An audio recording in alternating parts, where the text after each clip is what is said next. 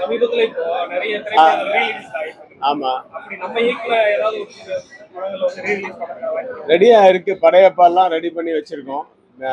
இதெல்லாம் ஃபுல்லா that is சிஜில இருந்து அதுல இருந்து எல்லாம் மாடர்னா இன்னைக்கு என்னெல்லாம் வேணுமோ அது டால்பி அட்மாஸ், அப்புறம் ஃபிலிம் வந்து இது வந்து பிக்சர் வந்து இன்னைக்கு எல்லாம் மறுபடியும் எல்லாமே எல்லா ஒர்க்குமே புது படத்துக்கு பண்ற மாதிரி எல்லாமே பண்ணி படையப்ப வச்சிருக்கு. அது வந்து ப்ரொடியூசர் வந்து ரஜினி சார் தான். அவர் தான் டிசைட் பண்ணோம் எப்போ ரிலீஸ் பண்ணணும். ஏற்கனவே முத்து வந்து கவிதாலயா பண்ணிட்டாங்க. அது ஒரு 2 வருஷம் ஆச்சு. அது 25வது வருஷமும் என்னமோ பண்ணாங்க. இது படையப்பாவும் 26 வருஷம் ஆயிடுச்சு. இப்போ 99 ஏப்ரல்ல வந்தது. 27 வருஷம் ஆச்சு கிட்டத்தட்ட. அதனால அது வரலாம். நிறைய படங்கள் வந்து ரீரிலீஸுக்கு கேட்குறாங்க. என் படம் தெனாலி, நான் என் சொந்த படம் அது கேட்குறாங்க. அபய்ஷன்மிகி, தெனாலி, பஞ்சதந்திரம், தசாவதாரம் கேட்குறாங்க ரீரிலீஸு.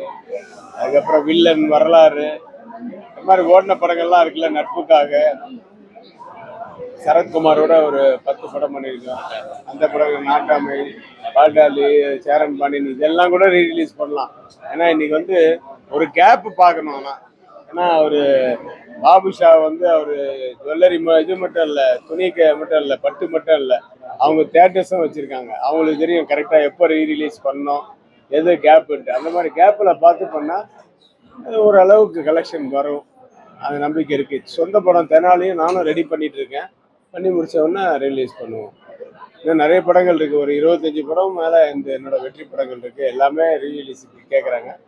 பட் எல்லாமே அட்டிட்டு மொத்தமாக கொண்டு வந்து போட முடியாது. ஏன்னா புது படங்கள் வர வேண்டியது இருக்குல்ல. ரீரிலீஸுன்றது ஒரு குறிப்பிட்ட ஆடியன்ஸ் தான். இப்போ ரஜினி ஃபேன்ஸு அப்படின்னா ரஜினி படங்கள், விஜய் ஃபேன்ஸ்னால் விஜய் படங்கள், அஜித் ஃபேன்ஸ் வந்து வில்லன் வரலாறுலாம் கண்டிப்பாக பார்ப்பாங்க. ஸோ அந்த மாதிரி நிறைய படங்கள் இருக்குன்னா அது ஃபேன்ஸே இல்லாமல் பொதுவாக வந்து நாட்டாமை, நட்புக்காக எல்லாம் வந்து எல்லாருக்குமே பிடிக்கிற ஒரு படம்.